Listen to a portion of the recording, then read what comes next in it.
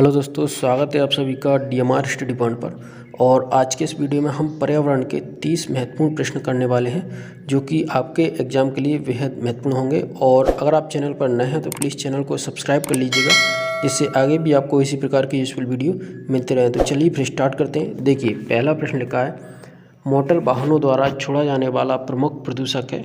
Option देखिए, carbon dioxide, carbon monoxide, nitrogen oxide या फिर अमोनिया। तो दोस्तों इसका सही आंसर हो जाएगा ऑप्शन नंबर बी, यानी कि कार्बन मोनोऑक्साइड। ठीक है।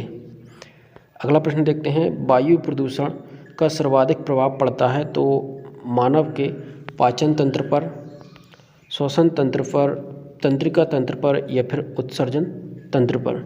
तो प्रदूषण जो है उसका सर्वाधिक प्रभाव मानव के श्वसन तंत्र पर पड़ता है, इसलिए इसका ऑप्शन बी सही हो जाएगा। ठीक है।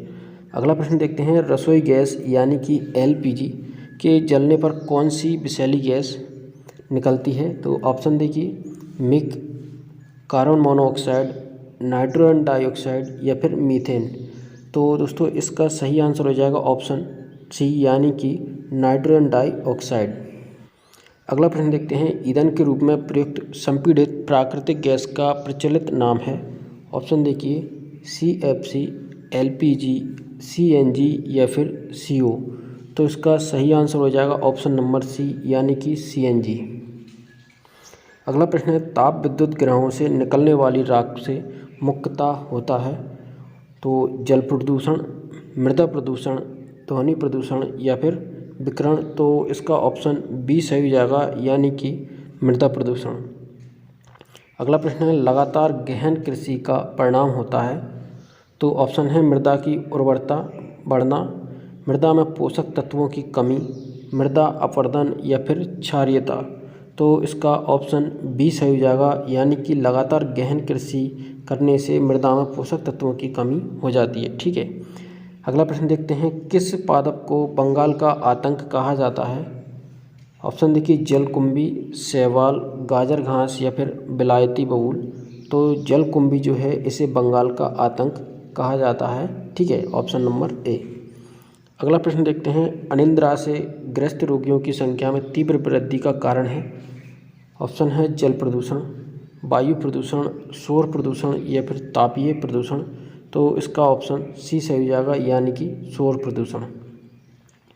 अगला है, चेरनोबिल दुर्घटना में व्यापक जनहानि का कारण था तो भीषण अग्निकांड, रेडियोधर्मी प्रदूषण, गैस रिसाव या फिर जल भराव।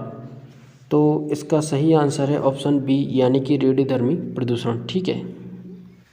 अगला प्रश्न है, आर्थोवेक्टर किस कार्य में उपयोगी सिद्ध हुआ है।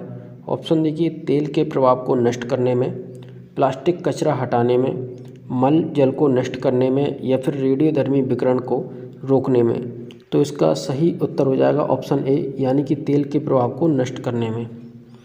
अगला प्रश्न है, रेडियो सक्रिय तत्वों के विकिरण से उत्पन्न खतरों को कहा जाता है।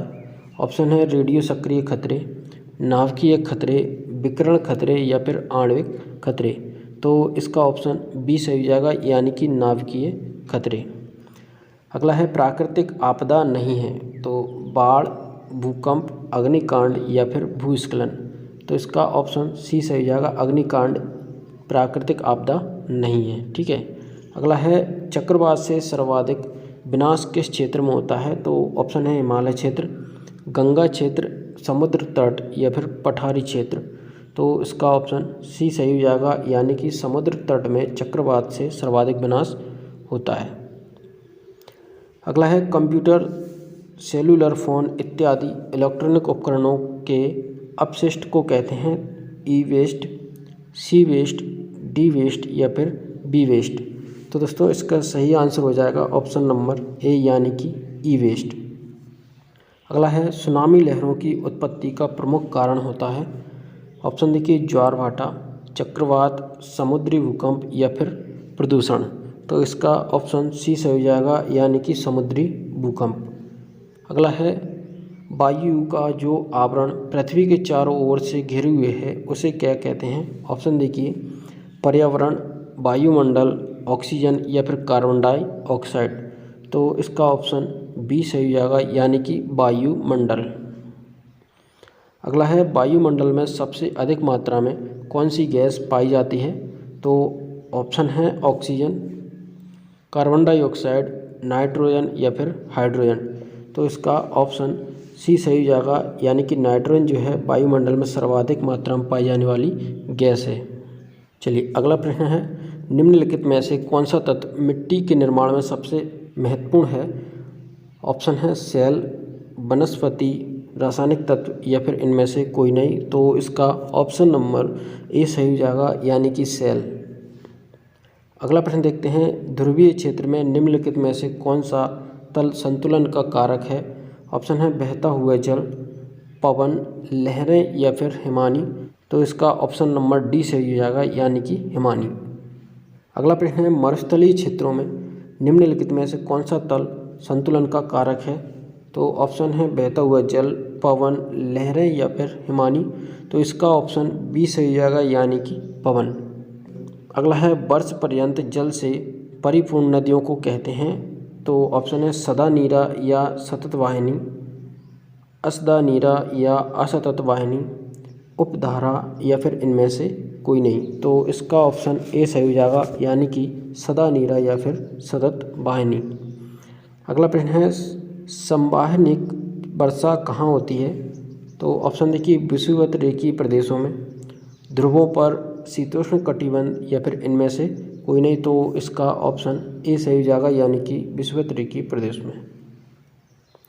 अगला प्रश्न है, स्थल से महासागरों की ओर चलने वाली पवनों को क्या कहते हैं?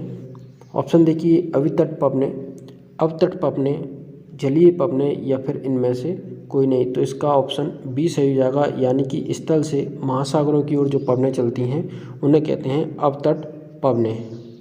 अगला प्रश्न है, पारितंत्र का अजैव घटक कौन सा है? ऑप्शन है रासायनिक पदार्थ, सागरीय जीव, स्थलीय जीव या फिर वनस्पति। तो इसका ऑप्शन ए सही हो जाएगा, यानी कि रासायनिक पदार्थ जो हैं पारितंत्र का अजैव घटक इन्हें कहा जाता है।